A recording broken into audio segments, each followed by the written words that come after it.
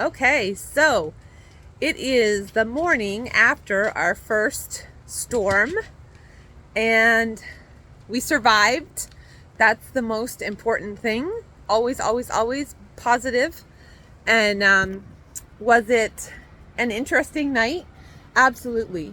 But interestingly enough, I had to fight different areas of the house to keep the tarps from collapsing because they were filling with water. So definitely I learned a lot about strategies for tarp placement and the angle that the tarps should be at so that they don't collect any water. Definitely learned a lot about that. But my hammock was totally dry last night. I have this app called Weltery, and it uses scientific processes to analyze your health. And so I pay to have that app. And I also use Samsung Health with my Samsung watch. So this morning I woke up and I looked at my sleep score because Samsung gives you a sleep score. And my sleep score was the highest number that it's ever been. It was like high 80s. And normally my sleep score is around 50, 60. So I had an amazing night of sleep. I feel great this morning, ready to tackle the new adventure that is weatherproofing my house. So I have just walked to Lowe's. I got more tarps. I bought a couple of these weatherproof totes because I felt like it would be really important to have all electronics already in kind of a tote that you could just put the top on in an event of a storm like that. So definitely learned a lot. I think it's going to be really great, valuable information going forward, and hopefully this next storm that will come through tonight will be a little drier. So we will see.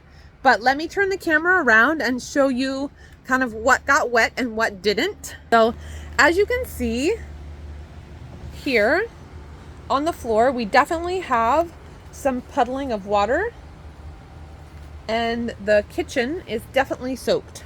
So the tarp only covers a partial part of the kitchen.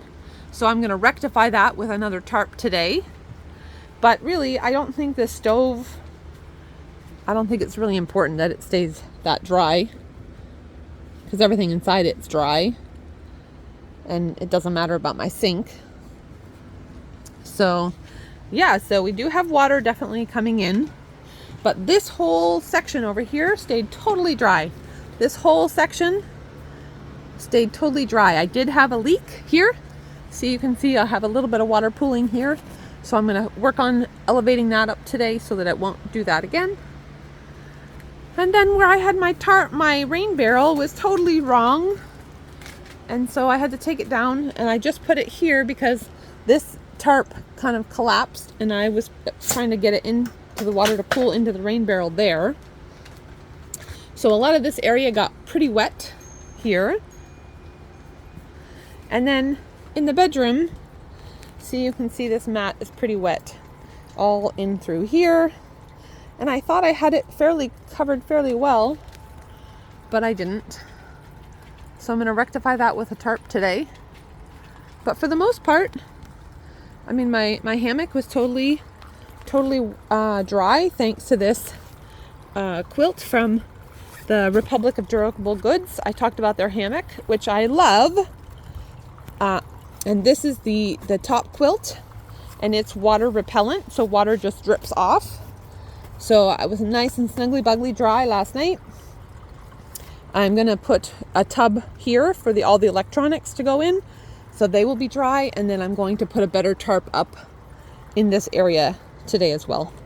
So that's the tour. We've survived. We didn't float away.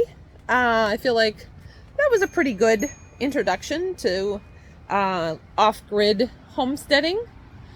So that's what I have for you this morning. And remember, the sun is shining.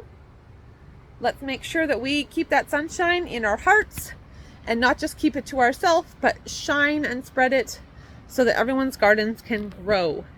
We got lots of water last night, so that's important for our gardens. Now we just need to focus on spreading the sunshine so that everything can grow and flourish. Love you guys. Thanks for watching. Talk to you next time. Bye for now.